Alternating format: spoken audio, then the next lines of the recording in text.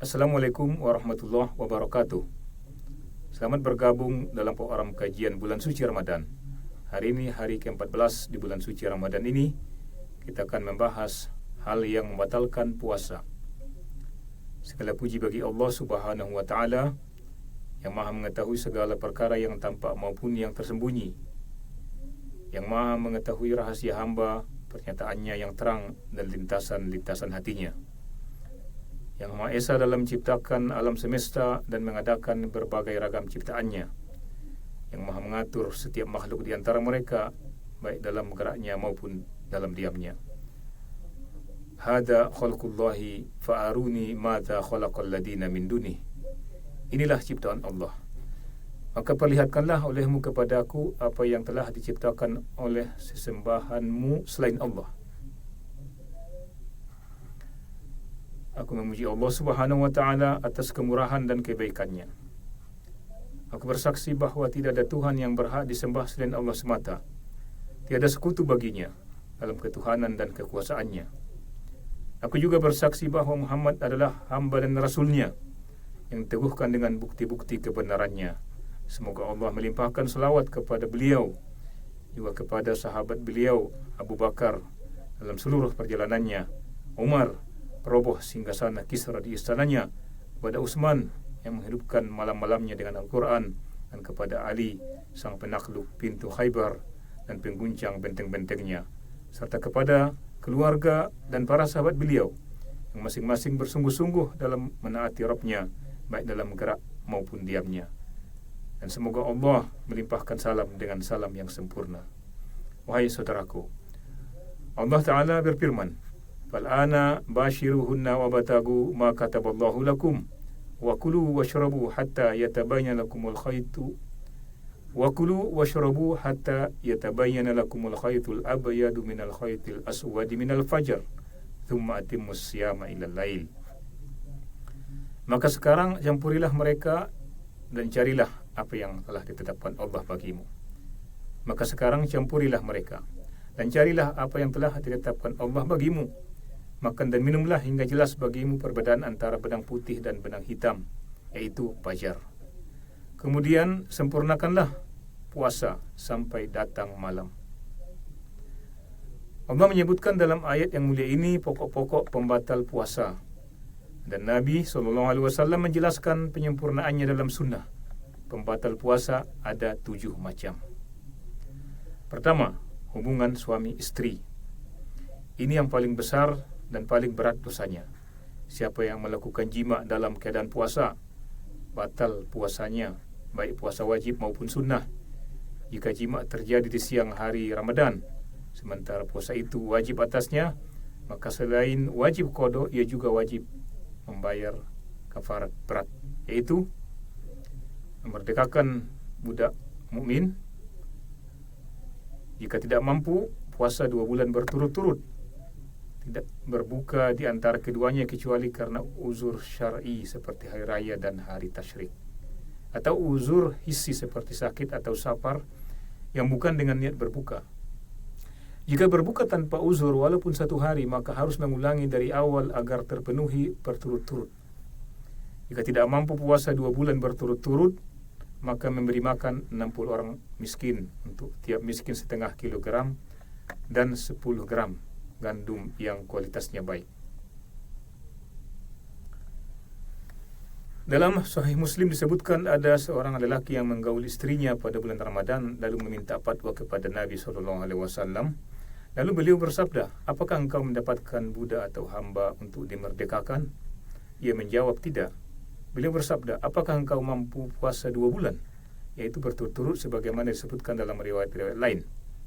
Ia menjawab, "Tidak." Beliau bersabda, "Berilah makan 60 orang miskin." Hadis ini juga ada dalam Sahihain dengan redaksi panjang. Kedua, pembatal yang kedua, keluarnya mani dengan kesengajaan, baik karena berciuman, bersentuhan, onani, atau istimna, atau semisalnya. Hal ini karena semua perbuatan tersebut termasuk syahwat yang tidak sah puasa seseorang kecuali dengan meninggalkannya.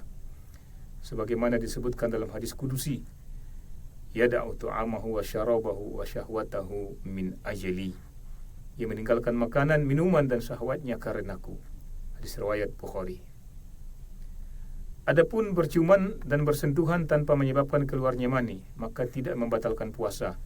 Berdasarkan hadis sahih yang diriwayatkan oleh Bukhari dan Muslim dari Aisyah radhiyallahu anha, sesungguhnya Nabi SAW biasa berciuman dalam keadaan Sesungguhnya Nabi SAW berciuman dalam keadaan berpuasa dan melakukan mubasyarah atau sentuhan suami istri dalam keadaan berpuasa. Namun beliau adalah orang yang paling mampu di antara kalian dalam mengendalikan syahwatnya.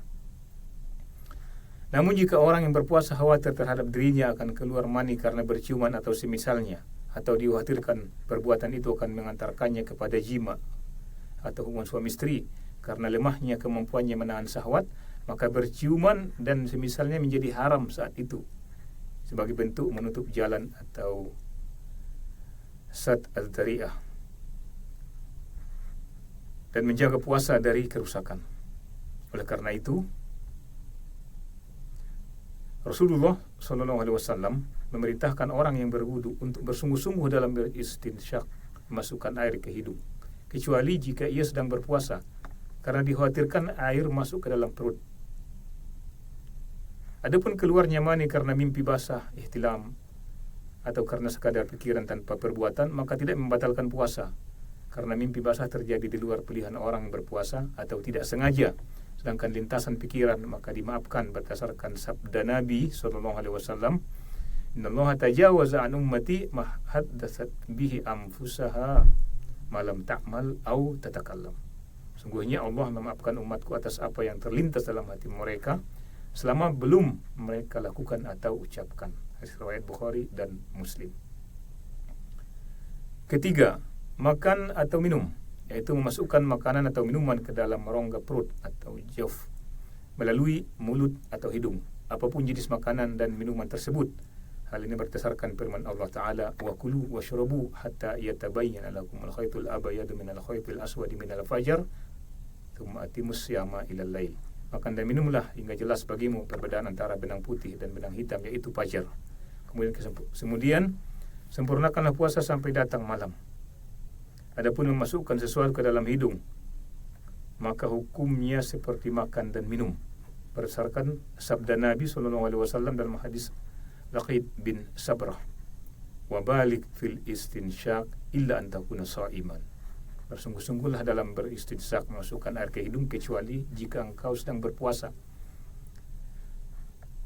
Sedangkan mencium aroma maka tidak membatalkan puasa, karena aroma tidak memiliki benda atau jirim yang masuk ke dalam rongga perut. Keempat, sesuatu yang bermakna seperti makan dan minum, dan ini ada dua macam. Pertama, transfusi darah pada orang yang berpuasa. Misalnya seorang mengalami pendarahan lalu diberi transfusi darah, maka puasanya batal. Hal ini karena darah merupakan puncak dan inti nutrisi yang dihasilkan dari makanan dan minuman, dan manfaat tersebut telah diperoleh melalui transfusi darah tersebut.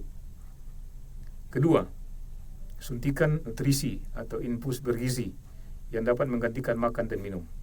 Jika seseorang menggunakannya, maka puasanya batal, meskipun bukan makan dan minum secara hakiki, namun bermakna seperti keduanya, sehingga diberlakukan hukum yang sama. Adapun suntikan yang tidak bersifat nutrisi, maka tidak membatalkan puasa, baik diberikan melalui otot maupun melalui pembuluh darah, meskipun dirasa panasnya di tenggorokan. Hal itu tidak membatalkan puasa karena bukan makan dan minum, dan bukan pula bermakna seperti keduanya, sehingga tidak berlaku hukum makan dan minum padanya. Keberadaan rasa di tenggorokan dalam perkara selain makan dan minum tidaklah menjadi patokan. Oleh karena itu para fuqaha berkata, seandainya seseorang mengolesi bagian dalam telapak kakinya dengan buah hanzal, lalu ia merasakan rasanya di tenggorokan, maka puasanya tidak batal. Kelima, mengeluarkan darah dengan cara bekam, hijamah, berdasarkan sabda Nabi SAW, abtarul hajim wal mahjum. Batal puasa orang yang membekam dan orang yang dibekam. Hadis riwayat Ahmad dan Abu Daud dari hadis Shaddad bin Aus. Imam Bukhari berkata, tidak ada hadis dalam bab ini yang lebih sahih darinya. Pendapat ini merupakan mazhab Imam Ahmad dan kebanyakan fuqaha ahli hadis. Termasuk juga dalam makna mengeluarkan darah dengan bekam. Berdasarkan hal ini, tidak boleh bagi orang yang sedang menjalankan puasa untuk secara sukarela mengeluarkan darah dalam jumlah banyak yang berpengaruh terhadap kondisi tubuh sebagaimana pengaruh bekam. Kecuali apabila terdapat kondisi darurat yang tidak dapat diatasi kecuali dengan mengeluarkan darah tersebut. Dan tidak ada mudarat lain bagi orang berpuasa dalam kondisi darurat seperti ini dibolehkan. Kecuali apabila terdapat kondisi darurat yang tidak dapat diatasi kecuali dengan mengeluarkan darah tersebut, dan tidak ada mudarat lain bagi orang yang berpuasa.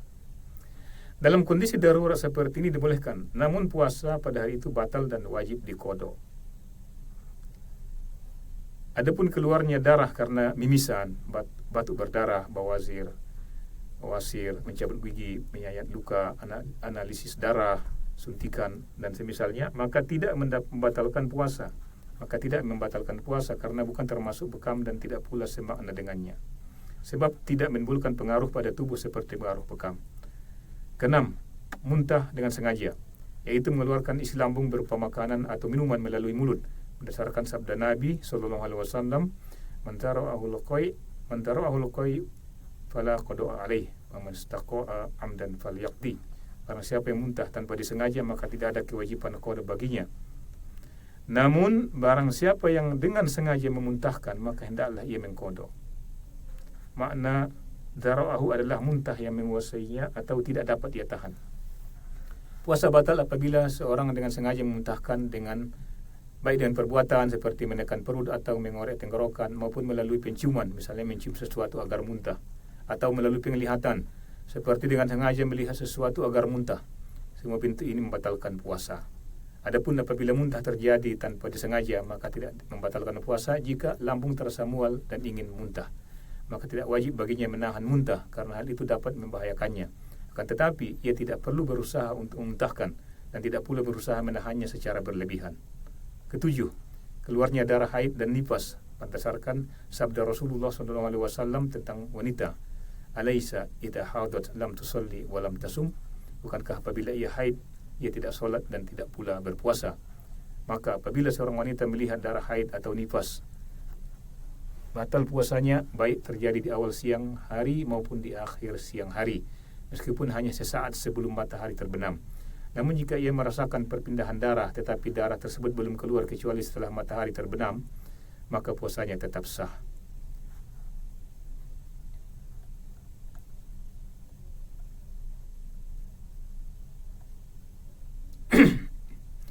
Diharamkan bagi orang yang berpuasa melakukan pembatal-pembatal puasa ini jika puasanya bersifat wajib, seperti puasa Ramadan. Diharamkan bagi orang yang berpuasa melakukan pembatal-pembatal puasa ini jika puasanya bersifat wajib seperti puasa Ramadan, puasa kafarat dan puasa nazar. Kecuali jika ia memiliki uzur yang membolehkan berbuka, seperti safar, sakit dan semisalnya. Hal itu karena siapa yang telah memulai suatu kewajiban, maka ia wajib menyempurnakannya kecuali ada alasan syar'i yang sah. Jika seseorang membatalkan puasanya di siang hari bulan Ramadan tanpa uzur, maka wajib baginya menahan diri imsak hingga akhir hari dan wajib mengqada puasa tersebut. Adapun jika ia memiliki uzur yang dibenarkan syariat, maka wajib qada tanpa kewajiban imsak atau tanpa kewajiban menahan. Maksudnya, kita ulangi lagi, adapun jika ia memiliki uzur yang dibenarkan syariat, maka wajib qada tanpa kewajiban menahan diri atau imsak. Sedangkan jika puasanya adalah puasa sunnah, maka boleh baginya berbuka meskipun tanpa uzur, namun yang lebih utama adalah menyempurnakannya. Ya Allah, limpahkanlah kepada kami karunia dan ihsan. Perlakukanlah kami dengan pemaafan dan ampunan. Ya Allah, karuniakanlah kepada kami syafaat Nabi kami sallallahu alaihi wasallam. Datangkanlah kami ke telaganya dan beri kami minum darinya satu tegukan yang setelahnya kami tidak akan haus selamanya. Wahai Rabb semesta alam, ya Allah, limpahkanlah selawat, salam dan keberkahan kepada hamba dan Nabi-Mu Muhammad serta keluarga dan seluruh sahabat beliau. Demikianlah kajian kita pada hari ini. Ikuti kajian selanjutnya besok di waktu yang sama. Assalamualaikum warahmatullahi wabarakatuh.